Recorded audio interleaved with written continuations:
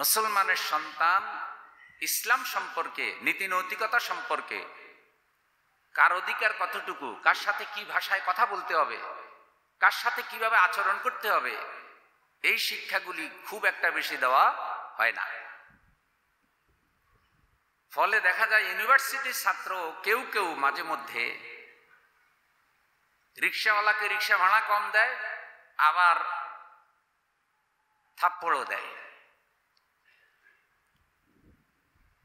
কখনো কখনো কয়েকজন ছাত্র ছাত্রী যদি বাসে উঠে 7-8 জন বা 10 জন, ওই বাসে তারা এমন একটা পরিবেশ করে যে সেখানে কোনো ভদ্র যাত্রী আর বসে থাকার পরিবেশ থাকে না। আমি 2-1 এটা দেখেছি।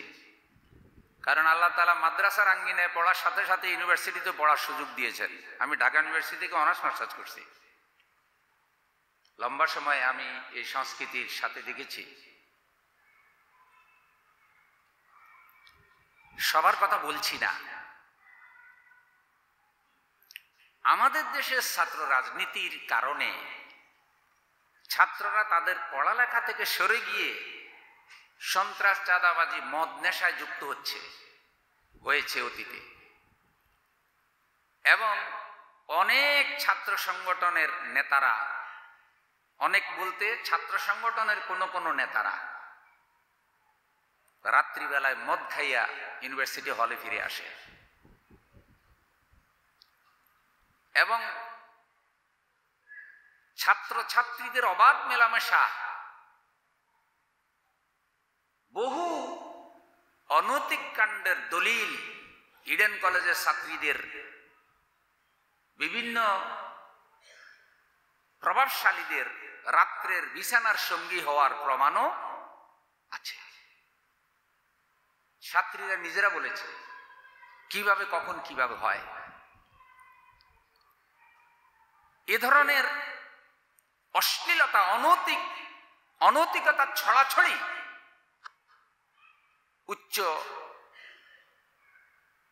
উঁচু ডিগ্রি যেখানে নেয় ওই প্রতিষ্ঠানগুলিতে কিছু কিছু ছাত্র ছাত্রীর মধ্যে ছড়িয়ে পড়েছে, ইউনিভার্সিটি লেভেলে, কলেজ লেভেলে। যৌবন কালটা হলো জীবনের সবচেয়ে বড় গুরুত্বপূর্ণ কাল। যখন একটা ছাত্র ছাত্রী ইন্টারমিডিয়েট লেভেল শেষ করে ইউনিভার্সিটিতে যায় অনার্স করার জন্য, তখন কিন্তু সে পরিপূর্ণ যৌবনে থাকে। যৌবনের কিন্তু একটা দাবি আছে। এই জন্যে রাসূল সাল্লাল্লাহু আলাইহি সাল্লাম বিবাহটা তাড়াতাড়ি দেওয়ার কথা বলেছেন। বয়স হলে, কোন রকম বাধা বিপত্তি না থাকলে বিবাহ দেওয়া। বিবাহ করার যদি কারো সমস্যা থাকে তাহলে তাকে কন্ট্রোল করার কথা বলা আছে, রোজা রাখার কথা বলা আছে, সময় আসা পর্যন্ত তুমি অপেক্ষা করো। আর এইসব অশ্লীলতা থেকে নিজেদের চরিত্র, নিজেদের চোখ হেফাজতের জন্য ইসলাম পর্দা প্রথা দিয়েছে। এবং ইসলাম বলেছে যে চক্ষুকে নিম্নগামী করো, নারী পুরুষ উভয়ের ব্যাপারে। পোশাক আশাকে স্বাধীনতা দেওয়া হয় নাই। ইসলাম পোশাকের ব্যাপারে একটা ড্রেস কোড দিয়েছে। মানুষকে সত্যিকারে মানুষ বানানোর জন্য শিক্ষা দরকার, কিন্তু শিক্ষানীতি যদি নষ্ট শিক্ষানীতি হয়, সেই শিক্ষানীতিতে মানুষ না হইয়া শিক্ষিত চরিত্রহীন লোক তৈরি হয়। একটা ছাত্র যত মেধাবী হোক, যদি সে চরিত্রবান না হয়, আল্লাহওয়ালা না হয়, তাহলে এই মেধাবী ছাত্র দিয়া সমাজের, পরিবারের, মা বাবারও কোনো লাভ হয় না। বহু মেধাবী ছেলে আছে, মা বাবার হক আদায় করে না। অনেক আছে মা বাবার খবর রাখে না, মা বাবাকে অবমূল্যায়ন করে। মা বাবা যদি অল্প শিক্ষিত হয়, ছেলে যদি বেশি শিক্ষিত হয়, মা বাবাকে হিসাবের মধ্যেই রাখে না, যত পড়ালেখাই যাবে। রাজনৈতিক লোভ লালসা হাসিলের জন্য ছাত্রদেরকে সন্ত্রাসের হাতিয়ার হিসেবে ব্যবহার করা হয়। ফলে তারা উচ্ছৃঙ্খল, উগ্র হয়ে যায়। আপনি চিন্তা করুন, একটা মানসিক ভারসাম্যহীন ছেলে, তাদের মোবাইল চুরি হয়েছে। আমারও তো এই পর্যন্ত 7-8টা মোবাইল চুরি হয়েছে। আমার মসজিদ আগে যেখানে জুমা পড়াতাম ওর নিচে একটা মোবাইল চোর ধরা পড়ছে। আমার পরিচিত যুবক 3 মুসল্লি মোবাইল চোরকে মারতেছে। মাগরিবের পর আমি গিয়ে দেখলাম ওরে মারতেছে আর বলতেছে কি, হুজুরের মোবাইল তুই চুরি করছস। আমার মোবাইল চুরি হয়েছে এর 1 সপ্তাহ আগে। এটা সেই সময়ের ঘটনা যেই সময়ে এরকম একটা বড় মোবাইলের সেটের দামই প্রায় 10,000 টাকা। আমি খুব কষ্ট পেয়েছিলাম যে তুই ছাড়া কেউ চুরি করে নাই। ও মাইরের থেকে বাঁচার জন্য কয় হুজুরের মোবাইল আমি চুরি করছি। ওর মধ্যে একজন আমার খবর দিল, হুজুর আপনার মোবাইল পাওয়া গেছে, আসেন। যাইয়া দেখি যে ওরে মারতেছে। তা আমি বললাম ভাই ওরে মারিয়ে না। ওরে জিজ্ঞাসা করলাম সত্যি কি আপনি আমার মোবাইল চুরি করছেন? কয় হ্যাঁ হুজুর আমি চুরি করছি। এমন ভাবে বলতেছে মনে হয় যেন সত্য কথা। তা আমার সন্দেহ হইল যে আমার মোবাইল কেউ চুরি করছে। পরে আমি ওদেরকে ফিরালাম যে ভাই মোবাইল গেছে, কিন্তু আপনারা যেভাবে মারতেছেন ও মরে গেলে এটা তো ঠিক হবে না, কারণ ওর জীবনের মূল্য তো আর একটা মোবাইল নেই। তো মুসল্লিকে দিছে যে আমি হুজুরের মোবাইল দিয়ে যাব। 4-5 দিন পরে সে একলা আমার সাথে দেখা করে বলে যে হুজুর আমি তো মোবাইলটা চুরি করি নাই, আমি চুরি করছি কিন্তু আপনারটা করি নাই। এখন আমি আপনারা কোত্থেকে দেবো, আমি তো চুরি করি নাই। তা আমি বলছি আচ্ছা ঠিক আছে, তুমি চুরি না করলে তোমার উপর কোনো দাবি নাই। ওর কয়েকদিন পরে সে পালাই চলে গেছে। ওদের মোবাইল চুরি হয়েছে। আপনারা ভিডিওটা দেখবেন কি নির্মম ভাবে ওরা ওকে মেরেছে। এই ভিডিও দেখে ধৈর্য ধরা কঠিন। এটা মনুষ্যত্বের পরিচয় না, এটা শিক্ষার পরিচয় না। শিক্ষার মূল উদ্দেশ্য পাশবিকতার বিনাশ সাধন করে মানবিকতার উন্নতি সাধন করা। পশু চরিত্রকে শিক্ষা ধ্বংস করে দেয়, মানবিকতাকে উন্নত করে দেয়। কিন্তু মানসিক ভারসাম্যহীন তোফাজ্জলকে যেভাবে মারা হয়েছে, আপনি এটাই দেখবেন ওদের চরিত্রে ওদের পাশবিকতা ধ্বংস হয় নাই, বরং ইউনিভার্সিটির ছাত্র হওয়ার পরেও ওদের পশু চরিত্র রয়ে গেছে।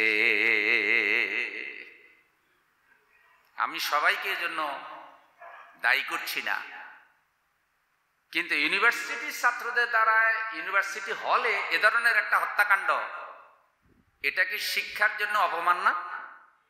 এটা কি হলের জন্য অপমান না? মারার আগে তারে খাইতে দিছে।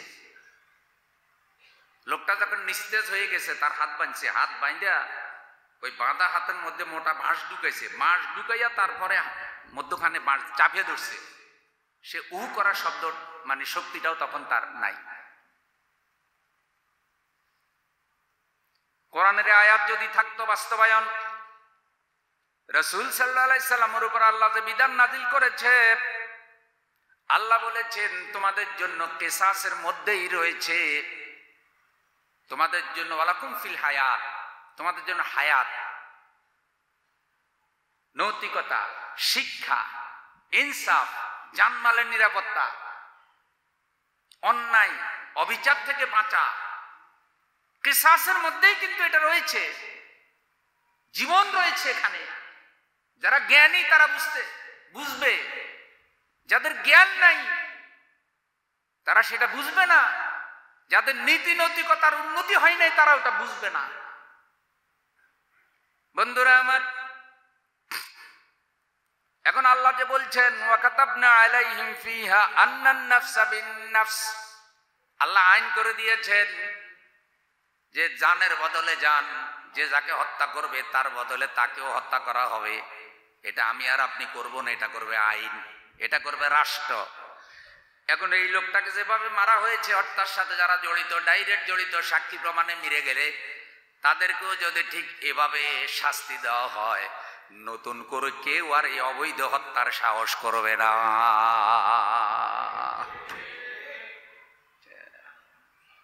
এ ফয়সালাটা কার? এটা আল্লাহ। এখন এত আশিকে রসুল, এত ইয়ানবী সালাই মালাইকা তুমপে লাখো সালাম, মারহাবা জিলাপি খাবা, এত মিলাদ, কিন্তু আল্লাহর আইনের পক্ষে কেন আশিকে রসুলরা কথা বলে না? কেন সবাই ঐক্যবদ্ধভাবে বলে না যে আল্লাহর বিচার ব্যবস্থা প্রতিষ্ঠিত হওয়া ছাড়া, রসুলের বিচার ব্যবস্থা প্রতিষ্ঠিত হওয়া ছাড়া সমাজে কখনো শান্তি আসতে পারে না? এটা কেন সবাই বলবে না? সবাই না রসুলের আশেক?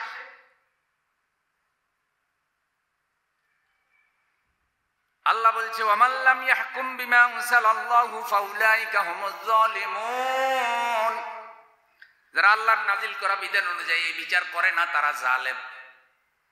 এখন বন্ধু, আমি বলছি না যে এইটা অনুযায়ী তারা করুক, কিন্তু বাংলাদেশে অপরাধের একটা আইন আছে না নাই? ব্রিটিশ আইনে তো হত্যা শাস্তি ফাঁসি। তাহলে অপরাধী যদি শাস্তি পায়, জানমালের নিরাপত্তা আসে আর অপরাধ কমে যায়। শিক্ষা মানুষকে ন্যায় নীতি ইনসাফ করতে শিখায়। আমরা আবেদন করি আর দোয়াও করি আল্লাহর কাছে, কোন শিক্ষা প্রতিষ্ঠানে যেন এই ধরনের অন্যায় জুলুম আর না হয়। প্রত্যেকটি শিক্ষা প্রতিষ্ঠান যেন মাথার মুকুটের যে মর্যাদা, শিক্ষা প্রতিষ্ঠানগুলি যেন সেই মর্যাদা পায় জাতির কাছে। জাতি যেন শিক্ষা প্রতিষ্ঠান দেখলেই আনন্দে তাদের মন নেচে উঠে, দোয়া যেন করে যে এখানে আমাদের শ্রেষ্ঠ সন্তানরা পড়ালেখা করে। এই শিক্ষা প্রতিষ্ঠান থেকে যারা বের হবে তারাই জাতির কর্ণধার হবে, তারা জাতিকে ন্যায় নীতি ইনসাফের পথে পরিচালিত করবে। সেই ধরনের শিক্ষা যেন ইউনিভার্সিটিগুলো থেকে দেওয়া হয় এবং সে ধরনের নেতৃত্ব যেন বের হয়। আল্লাহ কবুল করুক, আমিন। সেটা দরকার। অন্যায় বিচার দূর হোক, সন্ত্রাস চাঁদাবাজি দূর হোক, অশ্লীলতা বেহায়াপনা দূর হোক, শালীনতা ভদ্রতা ফিরে আসুক, নীতি নৈতিকতা ফিরে আসুক, মানবিকতা ফিরে আসুক, মানুষ ন্যায় বিচার পাক, মুরব্বীরা তাদের মর্যাদা পাক, রিকশাওয়ালা তার সম্মান পাক, মানসিক ভারসাম্যহীন ব্যক্তিও যেন তার জীবনের নিরাপত্তা পায়। এ ধরনের একটা ইনসাফে পরিপূর্ণ সমাজ তো রাসূল সাল্লাল্লাহু আলাইহি সাল্লাম প্রতিষ্ঠিত করেছিলেন। এটাই তো রবিউল আউয়ালের দাবি। একই কথা তো আল্লাহ বলে দিলেন, আমি ইনজিলেও এমন কথা বলেছি, ওয়াল ইয়াহকুম আহলুল ইনজিল বিমা আনজালাল্লাহু ফীহি ওয়া মান লাম ইয়াহকুম বিমা আনজালাল্লাহু ফাউলাইকা হুমুল ফাসিকুন। আমি আল্লাহ ইনজিলের অধিবাসী যারা, তাদের নিকটে বিধান দিয়েছিলাম যে আমি ইনজিলে যে আইন দিয়েছি, বিধান দিয়েছি, সে অনুযায়ী নিজে চলো, পরিবার চালাও, সমাজ চালাও। এটা শুধু রাষ্ট্রের ক্ষেত্রে বলি নাই, এটা শুধু আদালতের ক্ষেত্রে বলি নাই। প্রত্যেকটা মানুষ এই বিচারক, সে যেন তার পরিবার, তার সমাজ, তার দোকান, তার মসজিদ, তার নিজস্ব আঙ্গিকে ন্যায় বিচার প্রতিষ্ঠিত করে। মানে রাখবেন, প্রত্যেকটা লোকই বিচারক। আপনি আপনার পরিবারের বিচারক, আপনার ছেলেমেয়ের মধ্যে ন্যায় বিচার প্রতিষ্ঠিত করবেন, স্বামী স্ত্রীর মধ্যে ন্যায় বিচার প্রতিষ্ঠিত করবেন, আপনি দোকানদার কাস্টমারের মধ্যে ন্যায় বিচার প্রতিষ্ঠিত করবেন, আপনি শিক্ষক ছাত্রছাত্রীর মধ্যে ন্যায় বিচার প্রতিষ্ঠিত করবেন, আপনি মসজিদের খতিব মুসল্লি কমিটি সবার মধ্যে ন্যায় বিচার প্রতিষ্ঠিত করবেন। কেউ যেন অমর্যাদার শিকার না হয়, আর কেউ যেন কারো হক থেকে বঞ্চিত না হয়। এটার নাম ইসলাম। নারায়ে তাকবীর।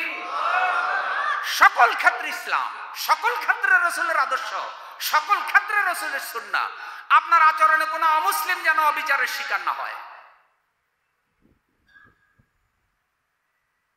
প্রত্যেকটা অমুসলিমের রাষ্ট্রীয় অধিকার, বাঁচার অধিকার, ব্যবসার অধিকার, ধর্মীয় অধিকার আছে না নাই?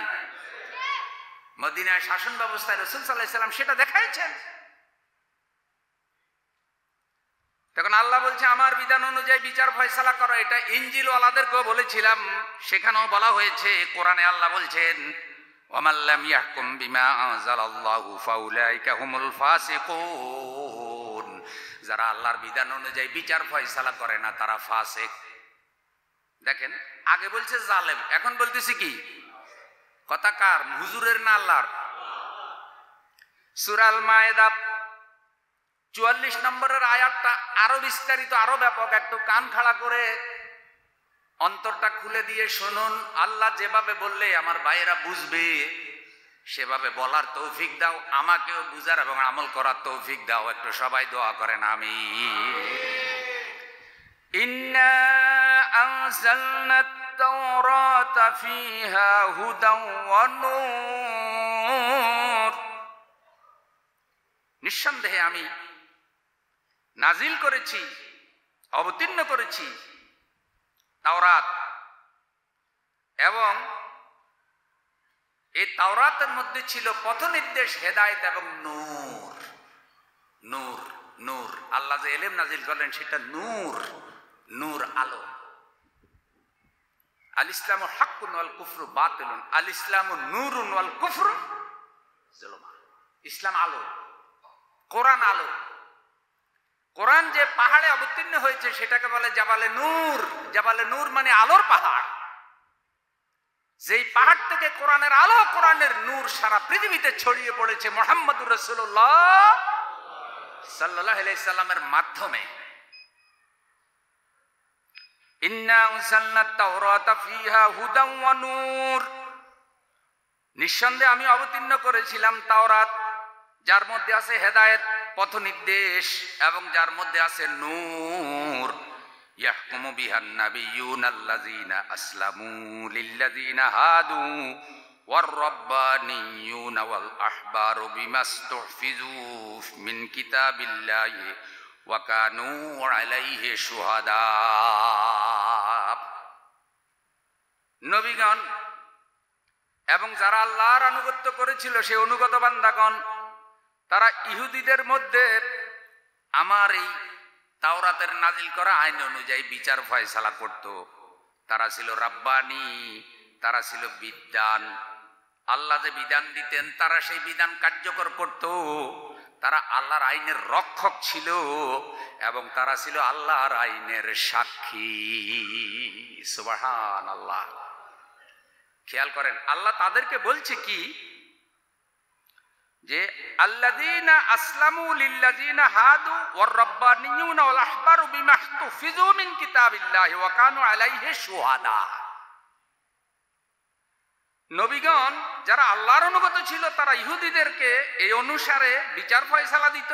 রাব্বানিগণ, বিদ্বানগণ, জ্ঞানীগণ আল্লাহর নাজিল করা কিতাব থেকে বিধান দিত, কারণ তারা আল্লাহর কিতাবের রক্ষক ছিল এবং তারা ছিল আল্লাহর আইন, আল্লাহর কিতাবের সাক্ষী।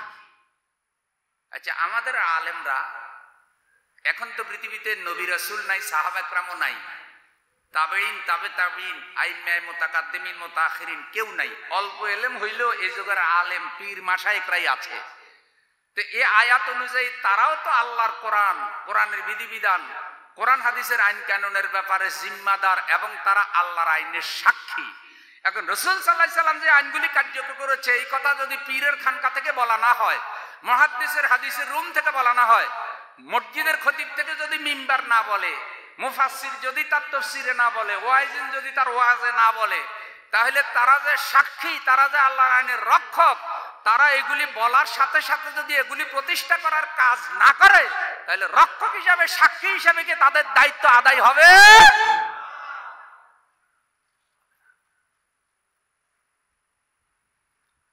এরপর আল্লাহ তাআলা বলেন, ফালা তাখশাবুন নাস ওয়াখশাউনি। আল্লাহর আইনের পক্ষে কথা বললে, আল্লাহর বিধানের পক্ষে কথা বললে, আল্লাহর দ্বীন কায়েমের পক্ষে কথা বললে বিপদে পড়বে, মুসিবতে পড়বে, পেরেশানিতে পড়বে। ফালা তাখশাবুন নাস ওয়াখশাউনি, খবরদার ওই অবস্থায় মানুষকে ভয় করিও না, আমি আল্লাহকে ভয় করো। সুবহানাল্লাহ। ওই অবস্থায় ভয় হবে কার? মানুষকে ভয় করবে না। ওয়ালা তাশতারু বিআয়াতি সামানান কালিলা।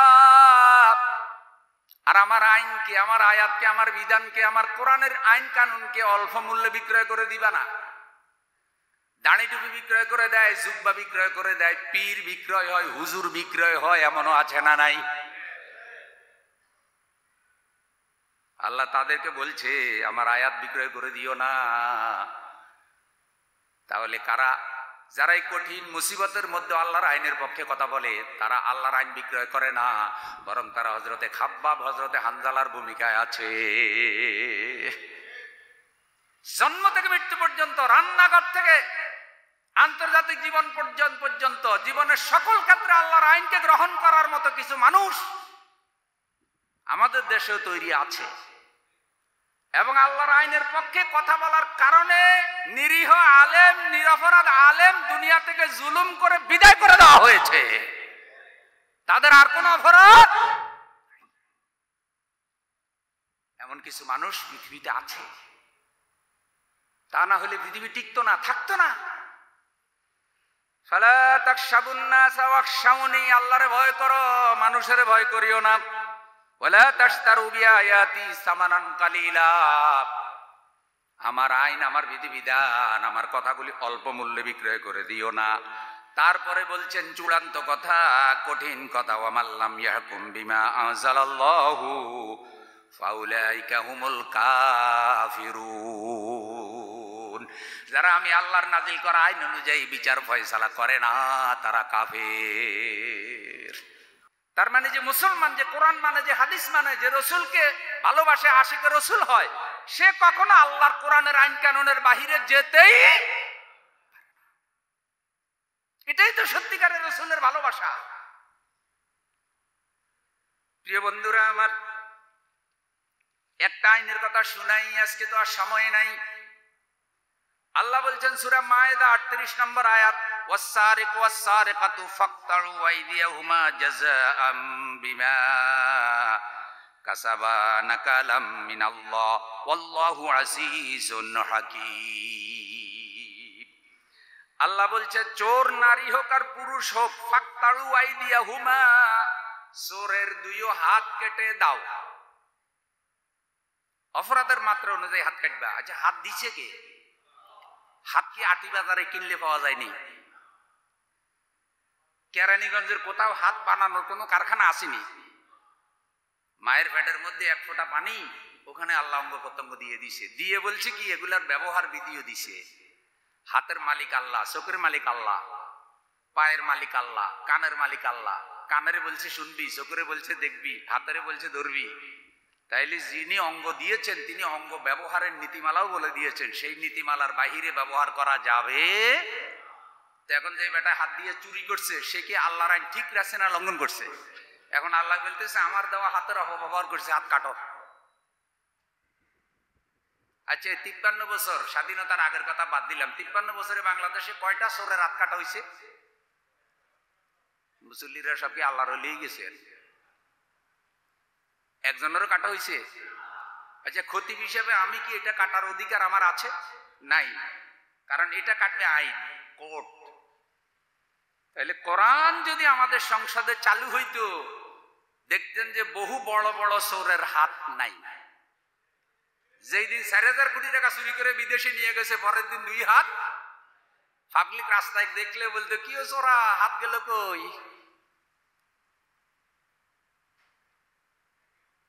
আসুরি করতো।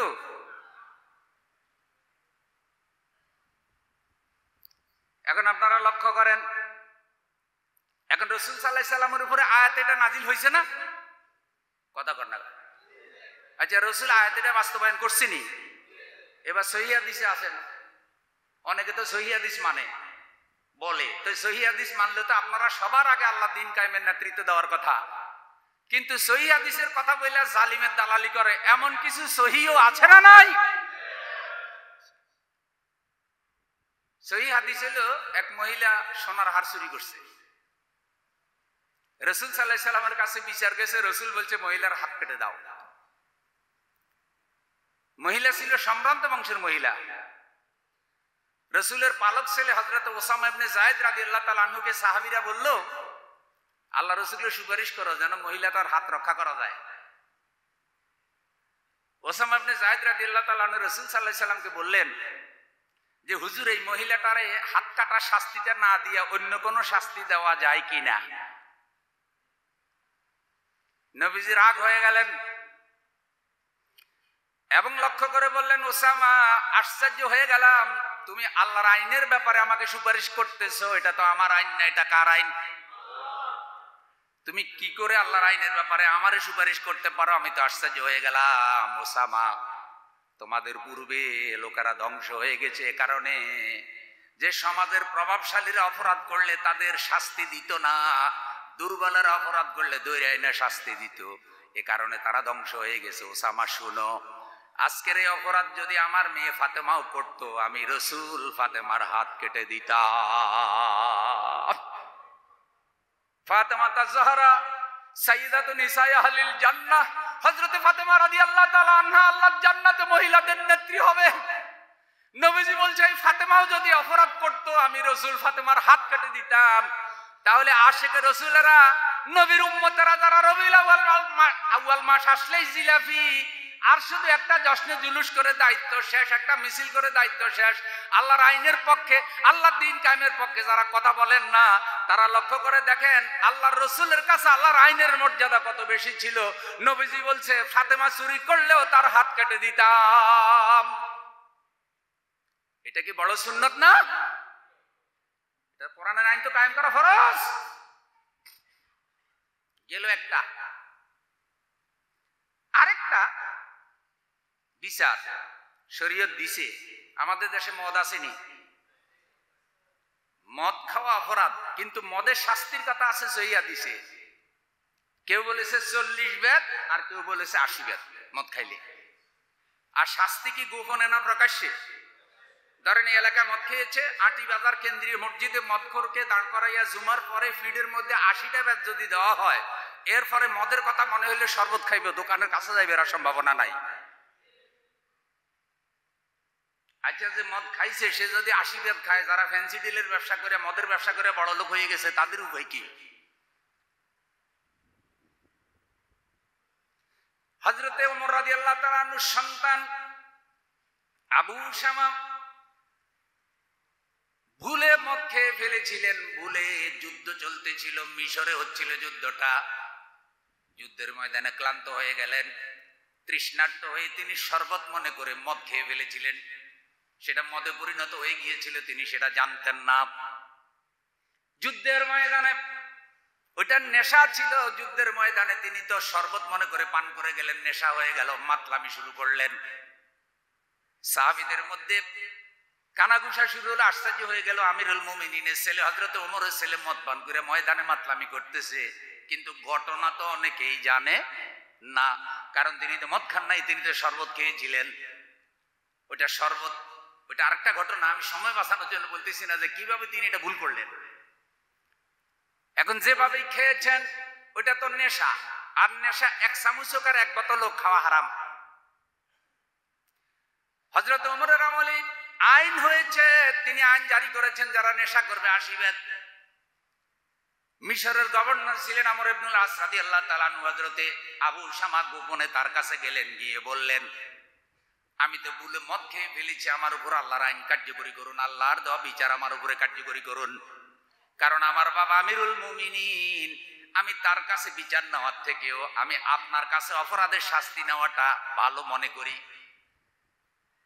হযরত আমর ইবনুল আস রাদিয়াল্লাহু তাআলা আনহু তারে ঘরে ডেকে নিলেন, দরজা বন্ধ করে তিনি জামা উঠালেন, তার পিঠের মধ্যে তিনি গনে গনে 80টা বেত দিলেন, দরজা খুলে দিলেন। ততক্ষণে ঘটনা চতুর্দিকে জানাজানি হয়ে গেছে যে আমিরুল মুমিনিনের ছেলে নেশা খেয়ে ফেলেছে, মদ করে খেয়ে যুদ্ধের ময়দানে মাতলামি করেছে। হযরত ওমর তাকে ডাকালেন। হযরত আবু শামা বললেন, আব্বা জান, আমি ভুলে পান করেছিলাম, কিন্তু আমি তো আল্লাহর আইন আমার পিঠের উপরে কার্যকরী করে নিয়েছি, আমি আল্লাহর আইন অনুযায়ী বিচার মেনে নিয়েছি। বর্ণনা শুনলেন, শোনার পরে হযরত ওমর বললেন, বাবা বিচার যে হয়েছে কোনো সাক্ষী আছে নাকি? ভালো কথা, তুমি বিচার নিয়েছো। হযরত ওমরের ছেলে পিঠ উঠাই দিলেন, জামা উঠিয়ে দেখলেন যে বেতের দাগ আছে তার পিঠের মধ্যে। বললো কোনো সাক্ষী আছে কিনা? বলছে না, সাক্ষী নাই। সাক্ষী নাই কেন? বলছে আমর ইবনুল আস রাদিয়াল্লাহু তাআলা আনহু আমাকে পার্সোনাল কামরায় ডেকে নিয়েছে, নিয়ে দরজা বন্ধ করে আমার 80টা বেত দিয়েছে, এখানে অন্য কোনো সাক্ষী ছিল না। হযরত ওমর বললেন তাকে খবর দাও। হযরত ওমরের দরবারে খবর দেওয়া হলো। আমর ইবনুল আস রাদিয়াল্লাহু তাআলা আনহু আসলেন, তিনি জানতে চাইলেন যে আপনি কি জানেন না যে ইসলামের ফৌজদারি আইন মানুষের সামনে প্রতিষ্ঠিত কায়েম করতে হয়, কার্যকর করতে হয়, গোপনে নয়। আপনি কি আমার ছেলের এই আইন কার্যকরী করেছেন? আমর ইবনুল আস বললেন, হুজুর আমিরুল মুমিনিন, আমি কার্যকরী করেছি, কিন্তু আমি আল্লাহর কসম করে বলি এর আগে যত আইন আমি কার্যকরী করেছি সব মানুষের সামনে করেছি। কিন্তু আবু শামা যখন আমার কাছে গেল, আমি লক্ষ্য করলাম আমিরুল মুমিনিনের ছেলে হযরত ওমরের ছেলে, যে ওমরকে আল্লাহর রাসূল বলছে আমার পরে নবুয়তের দরজা খোলা থাকলে আল্লাহ ওমরকে নবী বানিয়ে দিতেন, সেই ওমরের ছেলেকে আমি প্রকাশ্য বেত্রাঘাত করব, লোকেরা দেখবে আমিরুল মুমিনিনের ছেলের পিঠের মধ্যে আমর ইবনুল আস বেত্রাঘাত করতেছে, আপনার ইজ্জত সম্মানের কথা চিন্তা করে আমি তাকে গোপনে বেত্রাঘাত করেছি, আমি একটা বেত কম দেই নাই, গনে গনে 80টা দিয়েছি। হযরত ওমর বললেন, আমর ইবনুল আস আপনি কি জানেন না, যারা অপরাধ করে, যারা আল্লাহর আইনে অপরাধী হয়, তাদের পিতার পরিচয় বিবেচনা করা হয় না। নারায়ে তাকবীর। সে কি ওমর আমিরুল মুমিনিনের ছেলে নাকি ফকিরের ছেলে, এটা বিবেচনার কোনো প্রয়োজন? তখন তিনি বললেন, না, আল্লাহর আইন অনুযায়ী আপনার বিচার হয় নাই, মানুষ যেন এই বিচার থেকে নসিয়া পায়। রাসূল সাল্লাল্লাহু আলাইহি সাল্লাম এই বিচার যেভাবে কার্যকর করেছে সেভাবেই কার্যকর করে আমরা যে রাসূলের অনুসরণ করেছি, আল্লাহর আইন মেনেছি, এটা দেখাতে হবে আল্লাহকে। দেখেন আবার বিচার হয়েছে, আবার আবু শামাকে 80টা বাদ দিয়েছে। কিছুদিন পর তিনি অসুস্থ হয়ে গেছেন। ইতিহাসে বিভিন্ন কথা, কেউ বলছে এই আঘাতে তিনি মারা গেছেন, কেউ বলছে না অন্য অসুখে তিনি মারা গেছেন। অসুস্থ হওয়ার কয়েকদিন পরে হযরত ওমর তাকে দেখতে গেছে যে বাবা কেমন আছো। তো ছেলে অভিমান করে বলতেছে, আপনি তো মারছেন, মাইরে আমারে অসুস্থ বানাইয়া, এখন আমি কবরের যাত্রী হয়ে যাচ্ছি, আর পিতা হিসেবে আপনি জিজ্ঞাসা করছেন আমি কেমন আছি। হযরত ওমর চোখের পানি ছেড়ে দিয়ে বললেন, আল্লাহ যদি তোমার মৃত্যু নির্ধারণ করে, জানি না কে কার আগে মারা যায়, এই অসুখে যদি তোমার মৃত্যু হয় আর আল্লাহর সাথে তোমার দেখা হইলে তুমি আল্লাহকে বলিও যে আমার বাবা আমিরুল মুমিনিন আপনার আইন কার্যকর করার ব্যাপারে আমি ছেলেকেও ছাড় দেয় নাই, আপনার বিধিবিধানের মর্যাদা আমার বাবার কাছে আমি ছেলের থেকেও বেশি। সেই রাসূল সাল্লাল্লাহু আলাইহি সাল্লামের আদর্শ, রাসূলের নীতিমালা, রাসূলের বিচার ব্যবস্থা, রাসূলের শিক্ষানীতি, রাসূলের সমাজনীতি, রাসূলের রাজনীতি, রাসূলের পারিবারিক নীতি, জন্ম থেকে মৃত্যু পর্যন্ত, রান্নাঘর থেকে আন্তর্জাতিক জীবন পর্যন্ত, ব্যক্তি পরিবার সমাজ থেকে বঙ্গভবন পর্যন্ত সব জায়গায় যদি চালু হয়ে যেত, অপরাধ থাকতো না, চুরি থাকতো না, দর্শন থাকতো না, ডাকাতি থাকতো না, সন্ত্রাস থাকতো না, চাঁদাবাজি থাকতো না, পুরা দেশটা একটা জান্নাতি পরিবেশ হয়ে যেত। আমরা তো সেই রাসূলের উম্মত। রাসূলকে যদি সেভাবে মডেল হিসেবে গ্রহণ করতে পারি, তবেই তো রবিউল আউয়ালের আলোচনা, মিলাদের আলোচনা আমাদের জন্য সার্থক। আসুন সকল ভেদাভেদ ভুলে আল্লাহর আইন, রাসূলের মর্যাদা প্রতিষ্ঠিত করার জন্য সকলে ঐক্যবদ্ধ হই। কোরআন পড়ি, হাদিস পড়ি, সে আলোকে জীবন গড়ি। পরিবার, সমাজ, রাষ্ট্রকে রাসূলের সুন্নাতের আলোকে গঠন করার জন্য আমরা চেষ্টা করব। আমরা কি রাজি? কারা কারা রাজি? নারায়ে তাকবীর। আল্লাহ কবুল করুন।